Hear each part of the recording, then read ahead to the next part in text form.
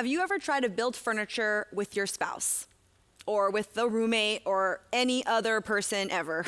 It is a whole thing. This week, my husband Guy and I celebrate 6 years of being married, and I can vividly remember the first time we tried to build furniture together 6 years ago.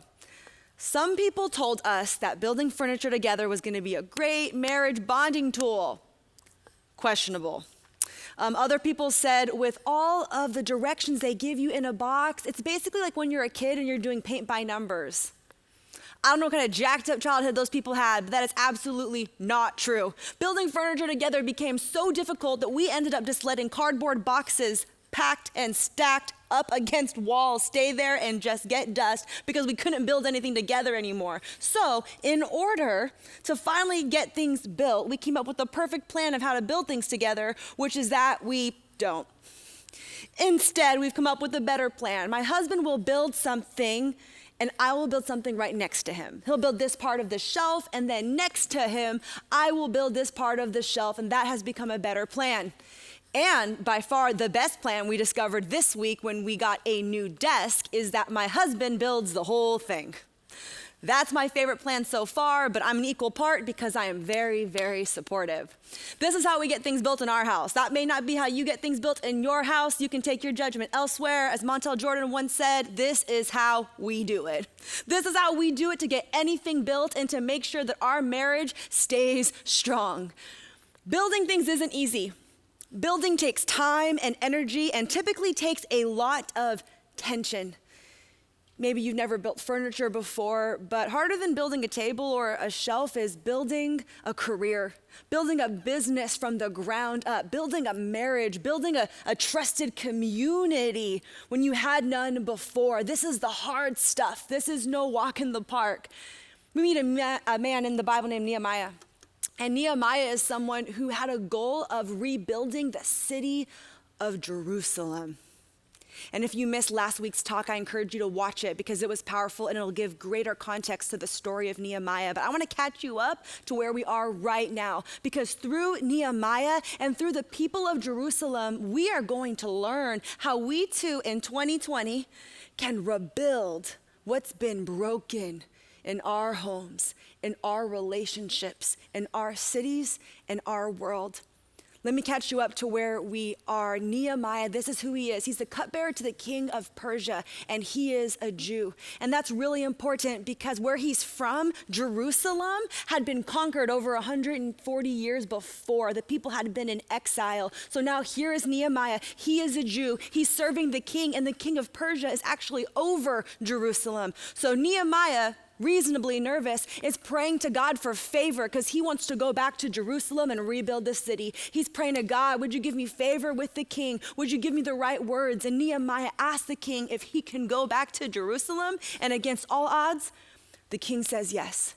He gives him favor, he gives him permission, he gives him resources, and then Nehemiah journeys back to Jerusalem, looks around to see it, and realizes it is as bad as he had been told. You can just imagine it.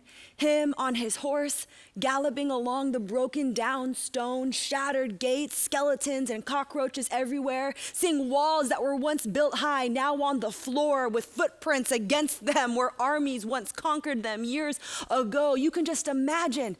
And here's where we pick up in Nehemiah 2. This is what he does. He gathers around the people of Jerusalem, and in Nehemiah 2, he says this. Nehemiah writes this, "Then I gave them my report." Face it, we're in a bad way here. Jerusalem is a wreck. Its gates are burned up. Come, let's build the wall of Jerusalem and not live with this disgrace any longer. I told them how God was supporting me and how the king was backing me up. They said, we're with you. Let's get started. They rolled up their sleeves, ready for the good work. How will we rebuild what's been broken in our homes, in our relationships, in our communities, in our world? Just like the people of Jerusalem, we need to get started.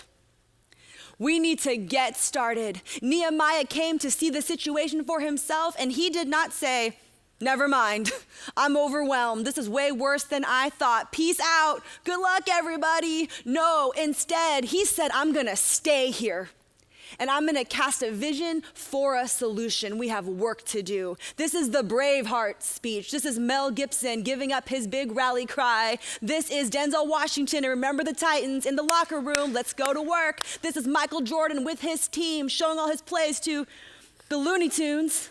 That's the team Michael Jordan's most well known for playing on, right? The Looney Tunes, hey guys, here's how we're gonna beat the Monstars. He's casting a vision for victory. Nehemiah is giving this same kind of speech. He is passionate about making sure that hope is back alive in this hopeless city. So this is what Nehemiah does. First, he starts telling his story. He tells them his story of what he went through, what God brought him through, so they can know that God is behind him, so they can know what God is like.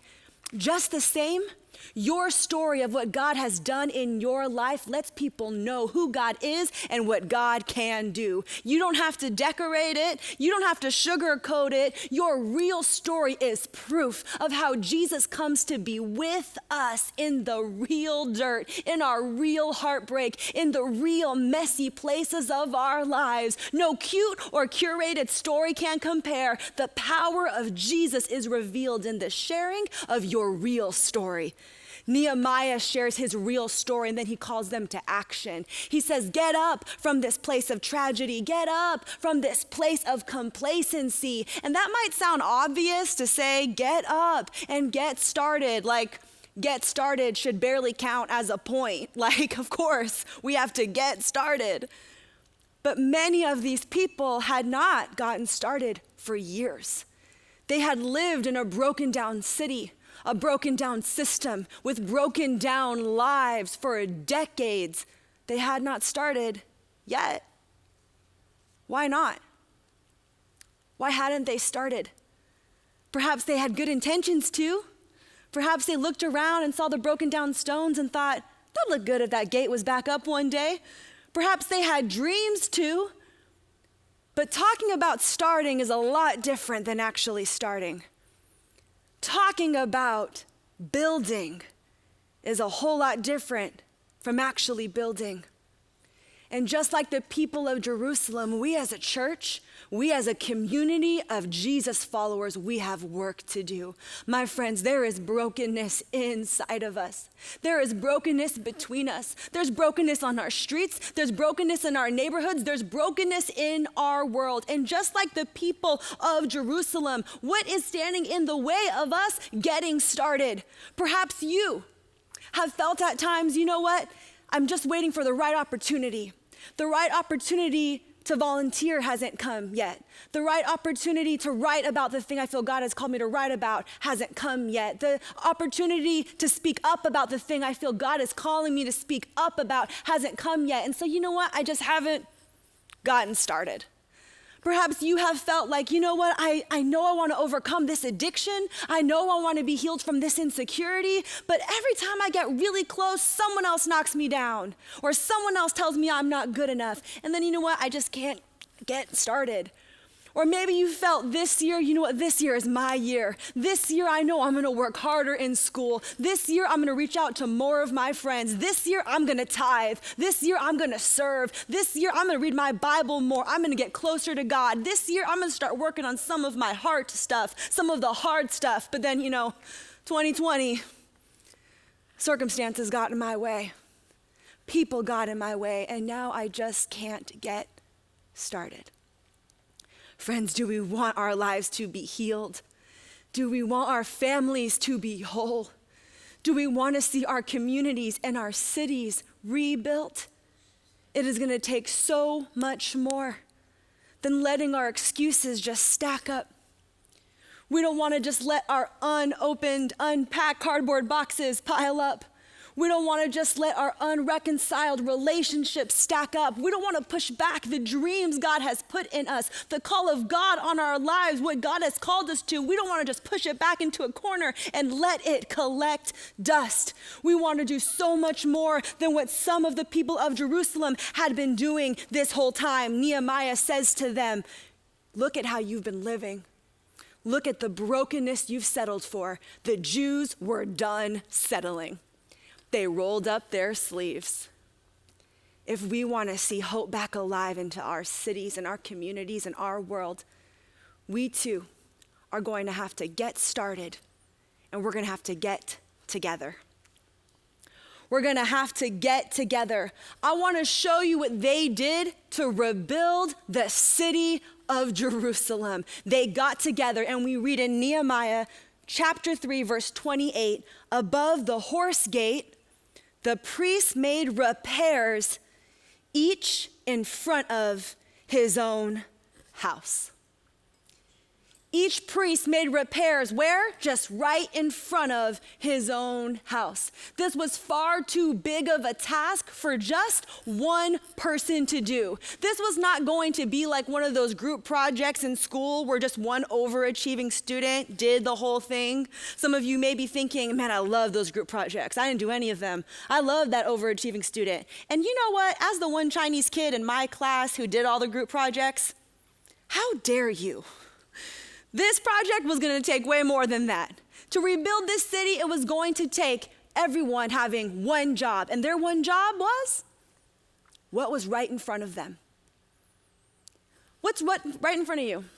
What's right in front of you? What, when you look at your city and your community, can you see that you can be the solution to? Now in Nehemiah 3, the word rebuild is in there 7 times. Rebuild, rebuild, rebuild. But the word repair is in there 34 times. 34 times. There were places of the city where there was no structure at all. It was a total mess, and people had to start new things, build new things, start new foundations, and build something brand new from the ground up. But there were other places in the city where things weren't completely broken down, but some things were just unfinished. There were structures, but there were cracks in them, and someone needed to repair them.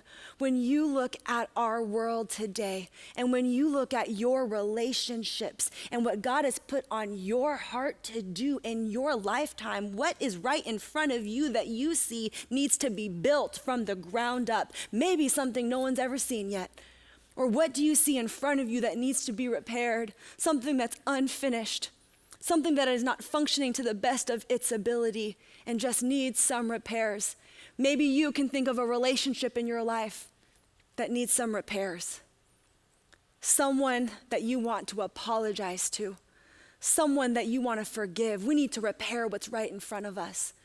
Maybe you in your place of work, man, you know what your coworkers are going through. You have a specific perspective of what people in your fields are going through. I don't know what they're going through. What can you think of? What could you start from the ground up? What could you build? What could you create to start to bless and build up people in your line of work?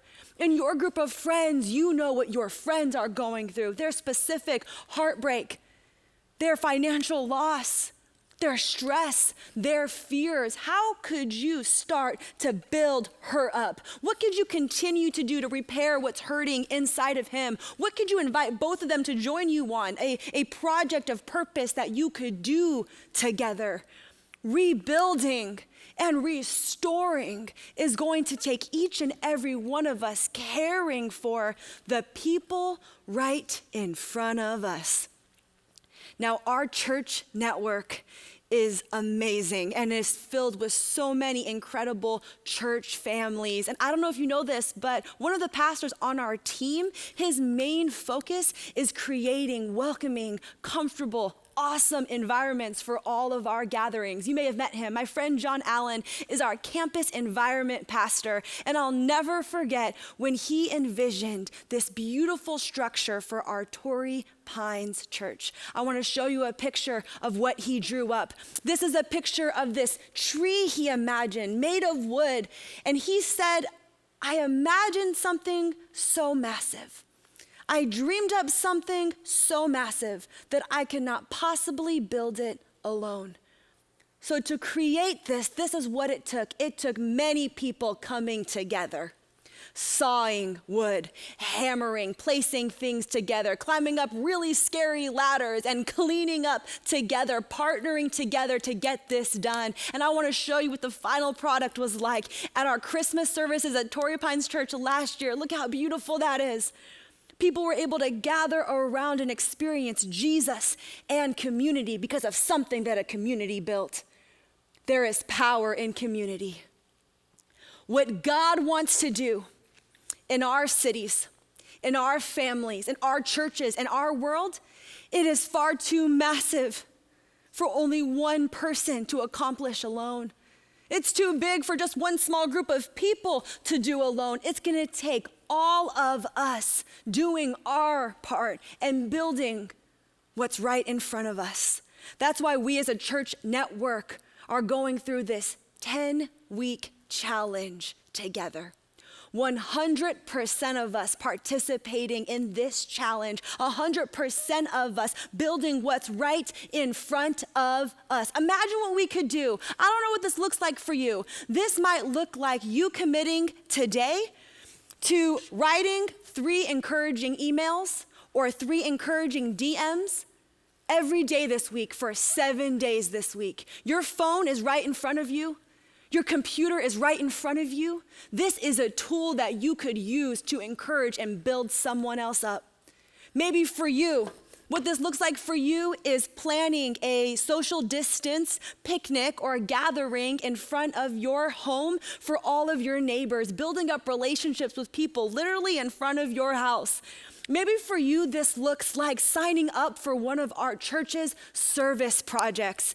All of our churches have awesome projects for you to sign up for. Sign up for the 10-week challenge to get information, because if you don't know what else to do, we have a project you can get involved with so that we can rebuild our cities together. And you'll also get information about our Stronger Together gift boxes soon, and these are amazing. Maybe this is what it looks like for you. Getting these gift boxes and then adding in, packing up specific things in them that your friends would like, that your neighbors would like. If they love hot Cheetos, get all the bags of hot Cheetos. If they love knitting things, get knitting things. I have no idea where to even look for that. Google knitting things and get whatever those things are. Or if they love gluten-free crackers or vegan cheese, like they love things that taste like cardboard, go ahead and throw those in the box. And hey, they can eat the cardboard box too. Perfect. I don't know what this looks like for you, but I know that what God wants to accomplish is far too big for just one of us or some of us to do. It's going to take all of us building right where we are with what is right in front of us. If we want to see cities rebuilt and lives restored, if we want to see hope back alive in our communities, we need to get started, we need to get together, and we need to get going. We need to get going. The reason why my husband and I would have so many boxes stacked up in a corner collecting dust is because we got used to just making excuses, blaming our work schedules, blaming our circumstances, blaming each other. We became okay with just blaming other circumstances for why nothing was getting built and nothing was getting done. And maybe you can relate. When it comes to building some things in our world, or repairing some things in our world, far harder than building any kind of furniture, some of us have gotten used to making the excuse of, you know what, it's just not a good season for my family to serve. You know what, it's just a really busy time at work for me to reach out to anybody. And some of us have become experts at blaming instead of building. Here's some other reasons. Here are some other reasons where I think the enemy is having victory in our lives and why we're not building anything. Here's some reasons. I think for some of us, we would rather blame, and I think for some of us, we would rather judge. We would rather judge. In fact, in Nehemiah, we meet 3 men who would rather judge. There was one guy who was the governor of the area. His name was Sanballat. Then there was a guy who worked underneath him. His name was Tobiah. He was kind of like an interim mayor looking over Jerusalem. And then there was Geshem. He was a chief. So we got these 3 guys. And if you want to imagine this story, just imagine your own friends with those same names. I know we all have friends named Sanballat, Tobiah, and Geshem. So just imagine your friends in this story as I continue. So we have these 3 guys who were governing Jerusalem this whole time before Nehemiah even came. I can just imagine this little exclusive club sitting in all the broken down ruins, eating their s'mores, having their little campfire meetings, talking about all the broken ruins around them, maybe even making up their own plans of how one day they did want to rebuild the city, but they did not like Nehemiah's plan when he came into town. They laughed at him. They mocked him to his face and behind his back. They did not like Nehemiah's plan. But what had they been doing all of this time? We will not see our cities rebuilt and our communities restored if we just kick up our feet, eat our popcorn, and point our fingers and laugh at all the people who are trying to make a difference. It's a lot easier to be a critic than it is to be a chef creating something from scratch. It's a lot easier to be safe on the bench in the shade, just critiquing all the players who are sweating it out on the field. It's a lot easier to tear down leaders than it is to lead. Nehemiah is saying, I have a plan to rebuild the city of Jerusalem. And these guys who are just making fun of the plan and laughing at the plan, they had been existing in this broken down city for years. What was their plan? Doing nothing? They were already accomplishing that, very successful. If we want to restore our communities, it's going to take so much more than just pointing our fingers and judging what other people are doing. It's going to take us rolling up our sleeves and doing something. Some of us would rather blame, some of us would rather judge, and some of us would rather compare. Some of us would rather compare what we're doing to what somebody else is doing. But we will not see our communities restored and our cities rebuilt if we're just comparing what's in front of us to what's in front of someone else. If we're just critiquing how someone else is building and not looking at what God has given us to build. The enemy hopes that we spend all of our time looking at what other people have and what other people are doing, so we don't spend our time discovering who we are and where we are and what we have and what God has called us to do. Don't let the enemy have any victory. Do not waste 1 second of your precious life comparing yourself to other builders. What has God put in front of you? For some of us, we've rather blamed, we've rather judged, we've rather compared, and for some of us, we are just plain tired. We are exhausted. We have cared so much. We feel like we have done so much, and it feels like no matter how much work we do, there is just so much to be done, and we're battling with compassion fatigue. We don't want the enemy to have any victory by us feeling so overwhelmed by the brokenness in our world this week, this month, this year, or during our lifetime, so much so that we resort to doing nothing. We're so overwhelmed, we don't even want to start one thing, get together for one thing, or get going at one thing. But you and I are not called to build everything. There is a whole community that's called. And what God is asking you is what is right in front of you. That is what God really wants. The enemy loves it when we're divided. The enemy loves it when we're so exhausted from the brokenness that we would rather ignore it and do nothing at all. But God desires something else entirely. In fact, the prophet Isaiah lived a few hundred years before Nehemiah, and he was talking to a group of people who were not worshiping God in the way God really wanted. He was talking to a group of people who are worshiping God through fasting. That's when they give up their meals and they pray instead during that time. And that's a great way to worship God. But Isaiah was noticing that this group of people, they were fasting and praying, but they were always complaining about each other. Sure, they were really religious, but they weren't rebuilders and they weren't restorers. They cared more about how religious they looked like. They didn't care actually about treating other people with kindness or compassion. And he noticed that these people were always arguing with each other, judging each other. They were treating their workers terribly, but they wanted all this credit from God and all this credit from the prophet Isaiah for doing the religious traditions. And maybe you and I can relate sometimes. In our weakest moments, sometimes maybe we have felt like, you know what, I'm doing the moral thing. I'm doing the religious thing. I'm posting the Christian post, okay? I'm checking the Christian boxes. What else does God want? It turns out he wants something else entirely.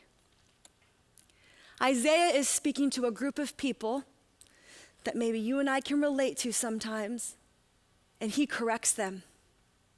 He wants them to know the kind of worship that God really wants. And through the prophet Isaiah, in Isaiah 58, God says this: "This is the kind of fast day I'm after, to break the chains of injustice, get rid of exploitation in the workplace, free the oppressed, cancel debts. What I'm interested in seeing you do is sharing your food with the hungry, inviting the homeless pour into your homes, putting clothes on the shivering ill-clad, being available to your own families. Do this and the lights will turn on, and your lives will turn around at once. Your righteousness will pave your way. The glory of God will secure your passage. Then when you pray, God will answer. You'll call out for help, and I'll say, here I am. If you get rid of unfair practices, quit blaming victims, quit gossiping about other people's sins. If you are generous with the hungry and start giving yourselves to the down and out, your lives will begin to glow in the darkness. Your shadowed lives will be bathed in sunlight. It will always show you where to go. I'll give you a full life in the emptiest of places. Firm muscles, strong bones. You'll be like a well-watered garden, a gurgling spring that never runs dry. And then this is what happens. This is what happens when we begin to worship God in the way he really desires. Look at this in Isaiah 58, verse 12. Your people will rebuild the ancient ruins and restore the foundations of past generations. You will be called the rebuilder of broken walls and the restorer of streets where people live. This is the kind of worship God really wants, to repair relationships. This is the kind of worship God really wants, to restore broken systems. This is the kind of worship God really wants, to reclaim what has been broken. This is the kind of worship that God wants. And Nehemiah, when it comes to the city of Jerusalem, I want you to know that it took over 140 years for them to start building, but once they all got together, once they all united in mission, united under what God really wanted, they were able together to rebuild that wall in 52 days. Imagine what we could do together across our network in 10 weeks. Imagine what we could do in our 10-week challenge. Now I want to show you this. In Nehemiah 3:28, it said how they did it, right? Above the horse gate, the priest made repairs, each in front of his own house. And then in verse 29, it says this. Yes, they built in front of their own house. And then next to them, Zadok, son of Immer, made repairs opposite to his house.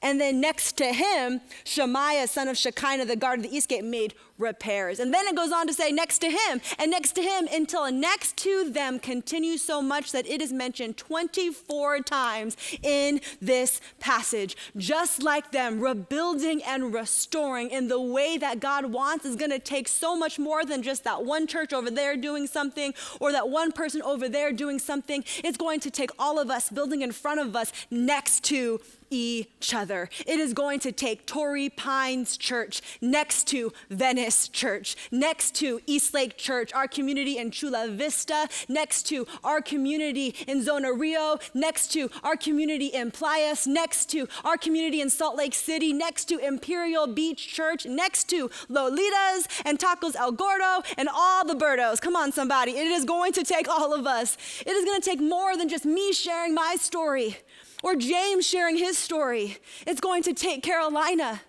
and Ken, next to David and Jesse, next to Casey, next to Sean, next to Mark. It's going to take so much more than Carla rebuilding or Mingo repairing. It's going to take Bailey, next to Isabel, next to Mike, next to Luke, next to Cindy, next to you, next to your friends, next to your kids, next to your neighbors. It is going to take every single one of us next to each other, building together.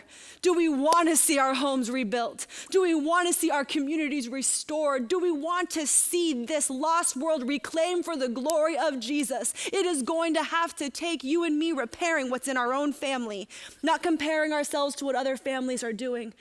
It's going to have to take you and me volunteering at our church, not letting ourselves become victim to compassion fatigue, feeling like, what can I do? But instead saying, I'm going to do what I can with what's right in front of me. It's going to take us online choosing to say words that build people up, that unify and don't tear down. Don't compare what you're posting to what someone else is posting. Pray what God has called you to say, what he's called you to do, and you use what God has put right in front of you. It's going to take you in your place of work looking not for every obstacle, but looking for every opportunity, because this is the worship God wants. God wants to see hope back alive in our homes, hope back alive in our cities, hope back alive in our world, and it is absolutely going to take our participation. Each and every one of us pausing and saying, God, what is right in front of me? I will not be overwhelmed. What would you like me to do? We want to encourage you with a song today called You Keep Hope Alive. This has been one of my favorite songs in 2020. We believe that God is not done yet, and we are not done yet, partnering with him on his mission for restoration in our cities and hope alive in our world.